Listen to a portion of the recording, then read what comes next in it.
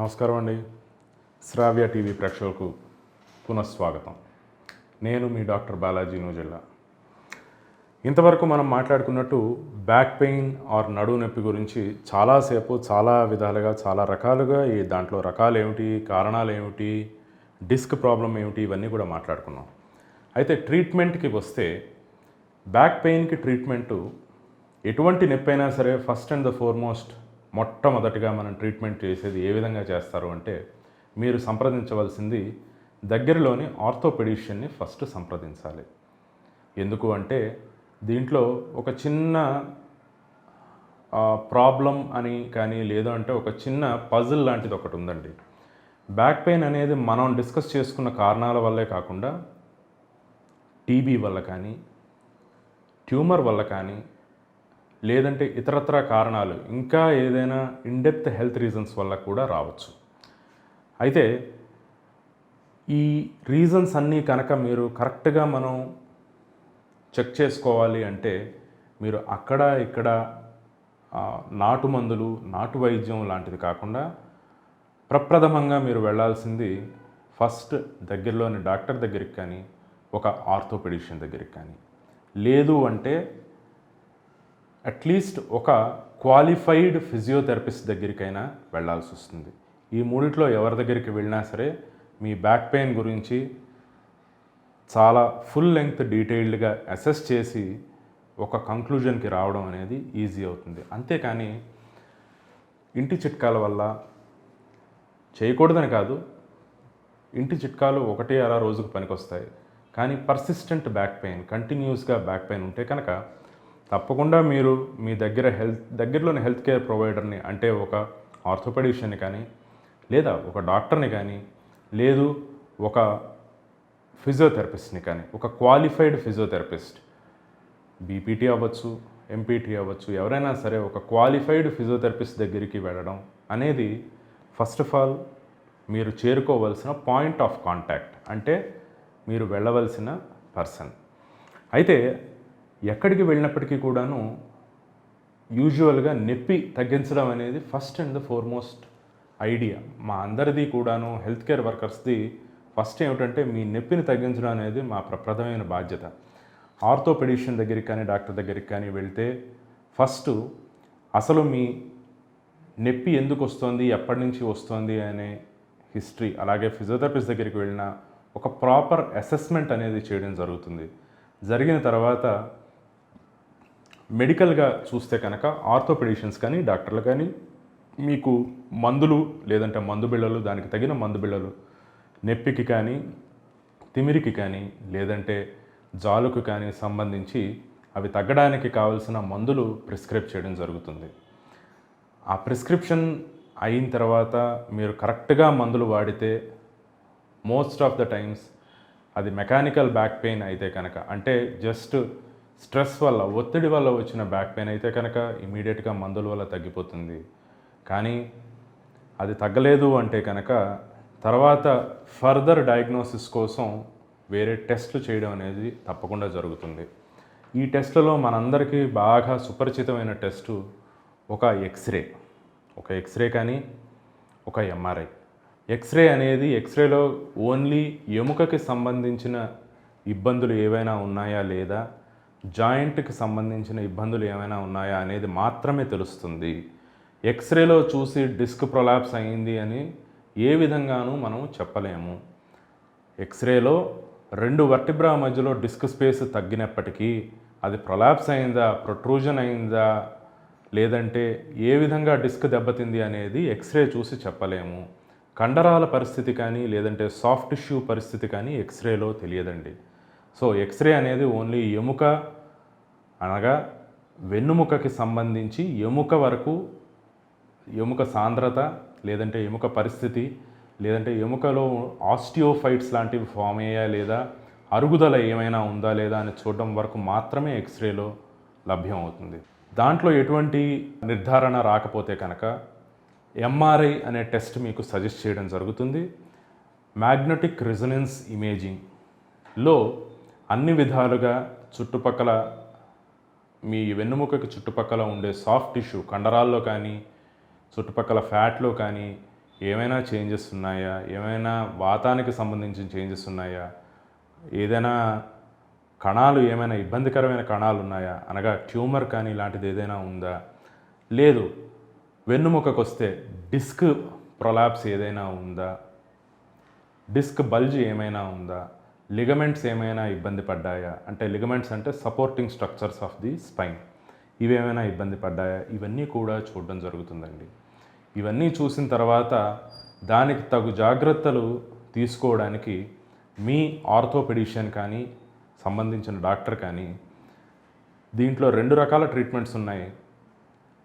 Conservative treatment అని, surgical treatment అని అంటామండి.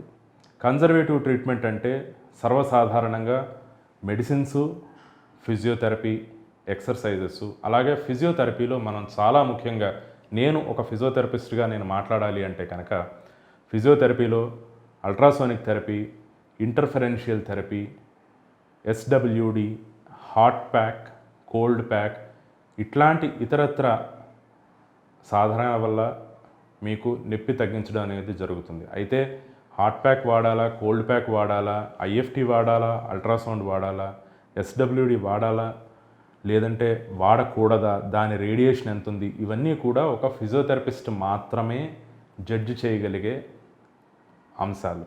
సో మీరు ఫిజియోథెరపిస్ట్ దగ్గరికి వెళ్ళి అదేదో చీటీలో మనం సామాన్లు కొన్నట్టు ఇదిగో ఇవన్నీ చేయండి అంటే కుదరదండి. Physiotherapist is a well qualified person who can actually assess, అంటే మీ ప్రాబ్లమ్ని అసెస్ చేయగలిగే మనిషి, మీకు ఏది మంచిది అని అసెస్ చేసి చేయగలిగే ప్రొఫెషనల్.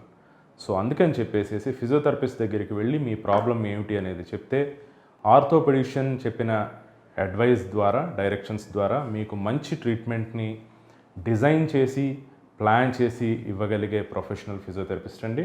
సో ఒక ఫిజియోథెరపిస్ట్ దగ్గరికి వెళ్ళి ఎక్సర్సైజెస్ అవి చేసుకొని వాళ్ళు చెప్పిన విధంగా రోజు ఇంట్లో తగు జాగ్రత్తలు తీసుకుంటూ ఎక్సర్సైజెస్ చేస్తే, అదేవిధంగా postural control or postural correction అనేది రెగ్యులర్గా చేసుకుంటే చాలా మట్టుకు నడునొప్పి సమస్యలు తగ్గిపోయే ఛాన్సెస్ ఉంటాయి.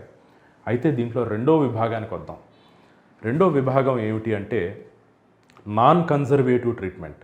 డిస్క్ ప్రొలాప్స్ కానీ, నేను ఇందాక చెప్పినట్టుగా డిస్క్ ప్రొలాప్స్ కానీ, లేదంటే స్పాండిలోలిస్థెసిస్ గ్రేడ్ 3 or 4 స్పాండిలోలిస్థెసిస్ అంటే బాగా ఎముక ముందరికి జారిపోవడం కానీ, ఇలాంటి ఇతరత్ర సమస్యలు ఉంటే కనుక మీ ఆర్థోపెడిషియన్ మీకు ముందరే చెప్తారు సర్జరీ కావాలి అని చెప్పేసి. అయితే నడుముకి కానీ మెడకి కానీ సంబంధించి సర్జరీ ఎప్పుడు అవసరము, చాలా సింపుల్గా 4 ముక్కల్లో చెప్తానండి. ఇది ఏషియా స్కేల్, అంటే American spinal injury association scale ప్రకారంగా కూడాను, వాళ్ళ స్టాండర్డ్స్ ప్రకారంగా కూడాను నిర్ధారితమైన రూల్స్ ఏంటి అంటే, 1 స్పర్శలేమి, 2 భరించలేని నొప్పి, అంటే నిద్రలో కూడా మిమ్మల్ని మేల్కొలిపే అంత నొప్పి, 3 మోటార్ లాస్, అనగా పెరాలసిస్ అనే పదాన్ని నేను వాడితే మీరందరూ భయపడతారు, కానీ పెరాలసిస్లో రకరకాలు ఉంటాయి. ఇక్కడ ఓన్లీ మజిల్ పెరాలసిస్ అంటే కండరం వీక్ అయిపోయి కండరం పని చేయకపోవడం, ఏ నర్వ్ రూట్ అయితే కంప్రెస్ అవుతుందో, ఏ నరం అయితే కంప్రెస్ అవుతుందో దానికి సంబంధించిన కండరం పని చేయకపోవడం, కంట్రోల్ తప్పడము, ఇలాంటివి కానీ. 4 నడుము నొప్పి ఆర్ నడుముకి సంబంధించిన డిస్క్ ప్రొలాప్స్ అయితే కనుక మీ మూత్రాశయం కానీ మలం కానీ వాటి మీద కంట్రోల్ కోల్పోవడం, అంటే మనం వ్యావహారికంగా మేము ఇంగ్లీష్లో చెప్పాలి అంటే urinary or bladder incontinence and bowel incontinence, మూత్రం కానీ మలం కానీ ఆపుకోలేకపోవడం, వాటంతట అవే అయిపోవడం, బట్టలు అయిపోవడం, ఇలాంటివి మలమూత్రాల మీద కంట్రోల్ కోల్పోవడం, ఇలాంటివి ఏదైనా ఉంటే తప్పితే, అంటే స్పర్శలేమి, అత్యధికంగా నొప్పి, మోటార్ లాస్ అంటే వీక్నెస్, కండరాలు పట్లు తప్పడము, లేదు మలమూత్రాల మీద కంట్రోల్ పోవడము, ఈ 4 చాలా ఇంపార్టెంట్ ఫ్యాక్టర్స్. ఈ 4గిట్లోనూ ఏదైనా ఒకటి కానీ, లేదంటే 2 కానీ, లేదంటే అన్నీ కానీ ఉంటేనే మీరు సర్జరీకి అర్హులు. అంతేకాని నాకు డిస్క్ ప్రొలాప్స్ వచ్చిందండి డాక్టర్ గారు మీరు సర్జరీ చేయండి అని ఆర్థోపెడిషియన్ కానీ న్యూరో సర్జన్ కానీ అడగాల్సిన అవసరం లేదు. డాక్టర్లకి తెలుసు ఎప్పుడు మీకు సర్జరీ చేయాలి అనేది. సో తప్పకుండా ఈ 4 పాయింట్స్ అనేది మీరు తప్పకుండా ఎప్పుడూ గుర్తుపెట్టుకోవాలి. స్పర్శ మొత్తం పోవడము అంటే ఊరికే తిమిర్లు అలాంటివి కాదండి, మొత్తము ఆ ఏరియాలో స్పర్శ పోవడం, ముట్టుకుంటే తెలియకపోవడం, కళ్ళు మూసుకుంటే కనుక ముట్టుకున్నారో లేదో తెలియకపోవడం, దాన్ని స్పర్శలేమి అని అంటాం. ఇలాంటివి. సో మళ్ళీ ఉటంకిస్తున్నాను, sensory loss, motor loss, unable to bear the pain or deep or bad pain and bowel and bladder incontinence. ఈ 4గిట్లో ఏదైనా ఒకటి కానీ లేదంటే 4 కానీ ఏ ఉన్నా సరే మీరు సర్జరీకి అర్హులు.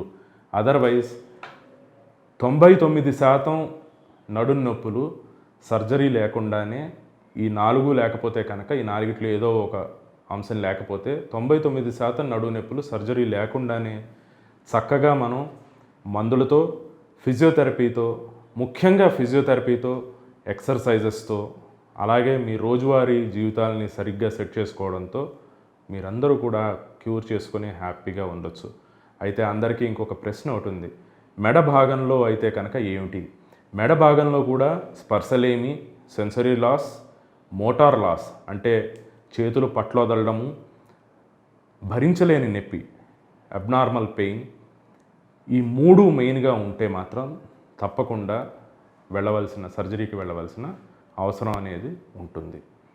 దీన్ని సర్జరీకి ఒక పేషెంట్ వెళ్ళాలా వద్దా అని నిర్ధారించేది 1 ఆర్థోపెడిషియన్, 2 మీరు ఫిజియోథెరపీకి వచ్చిన తర్వాత మీకు ఎటువంటి నొప్పి తగ్గకపోతే, ఫర్దర్గా మీరు ఇంకా డిటీరియరేట్ అవుతుంటే కనుక ఫిజియోథెరపిస్ట్ కూడా తప్పకుండా మళ్ళీ మిమ్మల్ని సర్జన్ దగ్గరికి రిఫర్ చేసే అవకాశాలు మెండుగా ఉంటాయి. సో ఈ విధంగా ట్రీట్మెంట్ ప్రోటోకాల్ అనేది ఉంటుంది. అయితే నా శ్రోతలందరికీ లేదంటే అందరి పేషెంట్స్కి లేదు, ఇన్ఫ్యాక్ట్ పేషెంట్ కాని వాళ్ళకి కూడా అందరికీ ప్రజానికానికి నేను చెప్పేది ఏంటంటే, నడుం నొప్పికి first and the foremost thing చాలా ఇంపార్టెంట్ అయిన ఇదేమిటంటే రెస్ట్. శుభ్రంగా రెస్ట్ తీసుకోవడం. 2 మీకు నడుము నొప్పి ఏ పని చేస్తే వస్తుందో అది మీరు కనిపెట్టుకోవడం. 3 ఆ పని చేయకుండా ఒక 48 గంటల పాటు మీరు రెస్ట్ తీసుకున్నట్లయితే, అప్పటికి తగ్గకపోతే కనుక మీరు మందులకి వెళ్ళొచ్చు. మందులు వల్ల కూడా తగ్గకపోతే మీ కండరాలు వీక్ ఉన్నాయి, లేదంటే మీకు కావాల్సిన ఎక్సర్సైజ్ ఇవి కావాలి అని అంటే కనుక ఆర్థోపెడిషియన్ తప్పకుండా ఫిజియోథెరపిస్ట్ దగ్గరికి రిఫర్ చేస్తారు. ఒక మంచి ఫిజియోథెరపిస్ట్ దగ్గరికి వెళ్ళి, మీరు ఒక క్వాలిఫైడ్ ఫిజియోథెరపిస్ట్ దగ్గరికి వెళ్తే మీకు కావలసిన మీ నడుముకి కానీ మెడకి కానీ సంబంధించి అసలు పరిస్థితి ఎలా ఉంది అనేది ఇన్ డీటెయిల్డ్గా మస్కులోస్కెల్టల్ అసెస్మెంట్ చేయగలిగే శక్తి ఒక ఫిజియోథెరపిస్ట్కి ఉంది. తప్పకుండా ఆ అసెస్మెంట్ చేసి మీకు మీ ప్రాబ్లం ఏమిటో ఐడెంటిఫై చేసి, మీ ఇబ్బంది ఏమిటో ఐడెంటిఫై చేసి, మీకు తగు ఎక్సర్సైజెస్, తగు ట్రీట్మెంటు, నేను ఇందాక చెప్పినట్టుగా అల్ట్రాసౌండ్, ఐఎఫ్టీ వీటితో రకరకాల ఎలక్ట్రోథెరపీ ఎక్విప్మెంట్సు, అదేవిధంగా ఎక్సర్సైజ్ థెరపీ ద్వారాను, అదేవిధంగా ఈ మధ్యన లేటెస్ట్గా టేపింగ్ అని, డ్రై నీడిలింగ్ అని, మ్యానిపులేటివ్ థెరపీ టెక్నిక్స్ అని, ఇలా రకరకాల ట్రీట్మెంట్స్ ఉన్నాయండి ఫిజియోథెరపీలో. సో వీటన్నిటితోనూ కూడా 100కి 100 పాళ్ళు అంటే అతిశయోక్తిగా ఉంటుంది, కానీ 100కి 100 పాళ్ళు చేసుకోవచ్చు. అంటిల్ అండ్ అన్లెస్ స్ట్రక్చరల్గా ఏదైనా బాగా ఇబ్బంది పడి మీరు సర్జరీకి అర్హులైతే తప్ప. అదర్వైజ్ బ్యాక్ పెయిన్ కానీ నెక్ పెయిన్ కానీ వస్తే మీరు ఎటువంటి భయం చెందొద్దు. సైన్స్ చాలా అడ్వాన్స్ అయిందండి. బ్యాక్ పెయిన్కి మన ఇండియన్ మెడికల్ సిస్టంలో కానీ అంతర్జాతీయంగా కానీ నడుం నొప్పికి, వెన్నుముక నొప్పికి చాలా అడ్వాన్స్డ్ ట్రీట్మెంట్స్ ఉన్నాయి. సో చాలా సింపుల్ టెక్నిక్స్తో ఒక ఫిజియోథెరపిస్ట్ని కానీ, ఒక ఆర్థోపెడిషియన్ని కానీ, మీ దగ్గరలో ఉన్న ఆర్థోపెడిషియన్ని కానీ కలిసి మీ బ్యాక్ పెయిన్ నుంచి సత్వరంగా రిలీఫ్ చెంది హ్యాపీగా ఉండొచ్చు. సో ఏదైనా సరే take care of your spine.